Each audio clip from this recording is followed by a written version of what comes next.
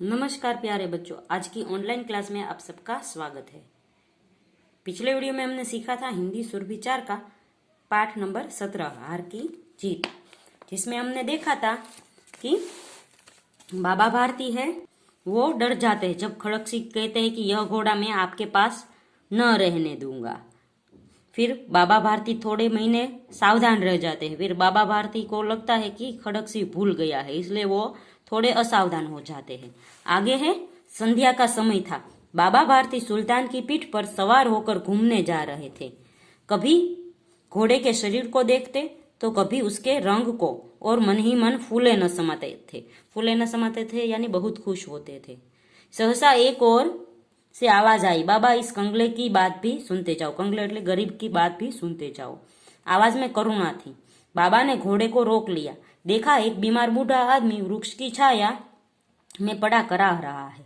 पूछा, तुम्हें क्या कष्ट है? बीमार ने कहा, हाथ जोड़कर कहा, बाबा मैं दुखिया हूँ, मुझ पर दया करो। मेरा गांव यहाँ से 3 मील दूर है। मेरा वहां पहुंचना जरूरी है। मुझे घोड़े पर चढ़ा लो, परमात्मा भला करेगा। बाबा भारती घोड़े से उतर गए।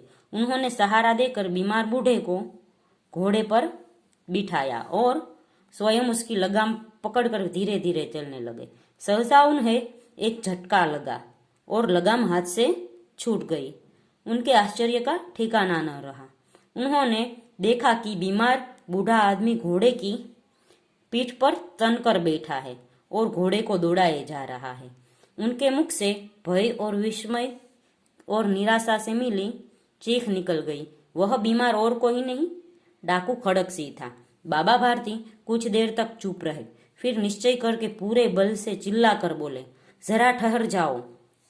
खड़क सिंह ने आवाज सुनकर घोड़ा रोक लिया और उनकी गर्दन पर प्यार से हाथ फेरते हुए कहा, बाबा जी यह घोड़ा अब न दूंगा।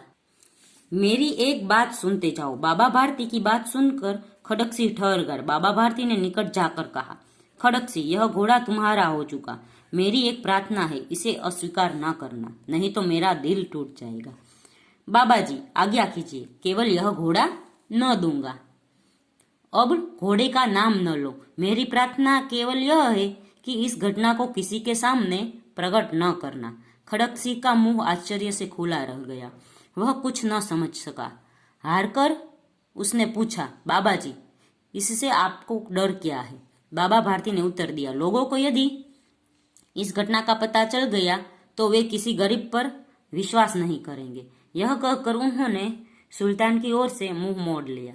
बाबा भारती चले गए, लेकिन उनकी बात खड़क सिंह के कानों में गूंज रही थी। वह सोच रहा था, कितने अच्छे विचार है, उन्हें यह घोड़ा कितना प्यारा था, मगर अब उन्हें केवल यह बात की चिंता है कि कहीं लोग गरीबों पर विश्वास करना न छोड़ दे। ऐसा मनुष्य नहीं, देवता है।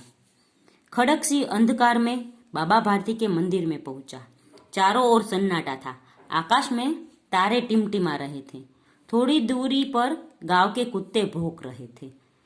खड़क सिंह सुल्तान की बाग पकड़े हुए धीरे धीरे स्तंभल के फाटक पर पहुंचा।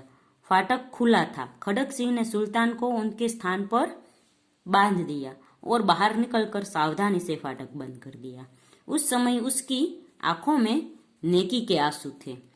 रात का चौथा पहर आरंभ होते ही बाबा भारती ने अपनी कुटिया के बाहर निकलकर ठंडे जल में स्नान किया।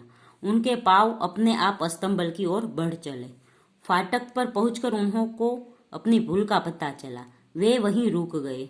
घोड़े ने अपने स्वामी के कदम की आहट को पहचान लिया और जोर से हिनहिनाया। बाबा भारती आश्चर्य और प्रसन्नता से दौड़ते हुए अंदर घुसे और अपने प्यारे घोड़े के गले से लिपटकर इस प्रकार रोने लगे मानो कोई पिता बहुत दिनों से बिछड़े पुत्र से मिल रहा हो। बार बार उसकी पीठ पर हाथ फेरते, बार बार उसके मुंह पर थपकियां देते, फिर संतोष से बोले, अब कोई गरीबों की सहायता से मुंह न मोड़ेगा। और यह कहानी है सुदर्शन की। तो बच्चों इस पाठ से हमें यह सीख मिलती है कि हमें है वो हमेशा गरीबों की मदद करनी चाहिए, हमेशा गरीबों को सहारा देना चाहिए। बाबा भारती को अपने घोड़े की चिंता नहीं थी, पर उसे यह चिंता थी कि कोई गरीबों पर विश्वास नहीं करेगा। तो बच्चों यहाँ पर है वो पाठ खत्म होता है। अगले वीडियो में हम इस पाठ का अभ्यास सीखेंगे।